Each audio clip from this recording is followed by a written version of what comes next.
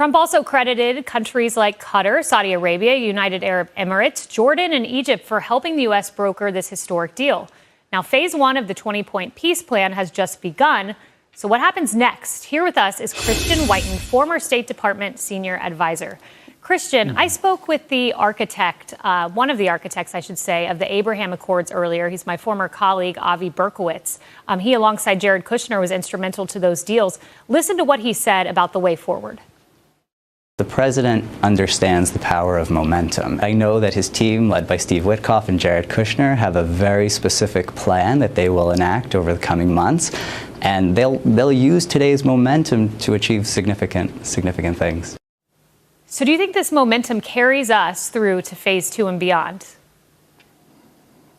It can, it should. I mean, momentum is a good thing, but I don't think it detracts from the historic nature of the agreement to say that there are a lot of things that have to be worked out. The 20-point plan in some ways was very detailed, but it leaves open questions about security. It says that that Hamas not only will be demilitarized, but de-radicalized. And that may be a tall order, because the way that the government of Egypt and the Gulf monarchies that are going to have to pay for rebuilding sort of exist in funding is by suppressing political Islam, suppressing the Muslim Brotherhood, which is the same thing as Hamas. So in Gaza, you have Hamas still sort of on the warpath, just not against Israel. They're killing other Arabs now who disagree with them. So who is going to provide security for reconstruction? Things like that need to be answered, but I think they can be. It just hasn't been done yet.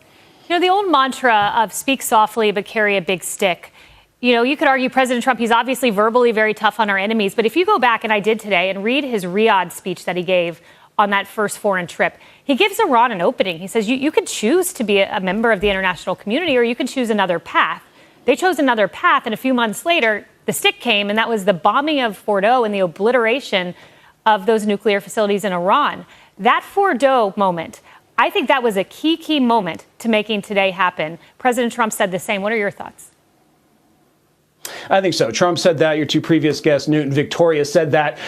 Fundamentally, you know, it used to be that, well, we have to solve Israel-Palestine before you can solve anything in the Middle East. And Trump proved he flipped that and said, no, if you put Iran in a box, then these other problems will become solvable. I think it was also very important for Israel to bomb Qatar.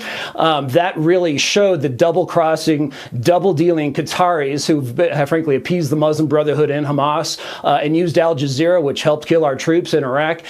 And Trump gave them an off-ramp, too, a gracious way to come in from the cold, stop double timing, and join this coalition that actually is going to have to pay for rebuilding Gaza. Yeah, he gave them a choice, and they chose the other way. Christian, thank you.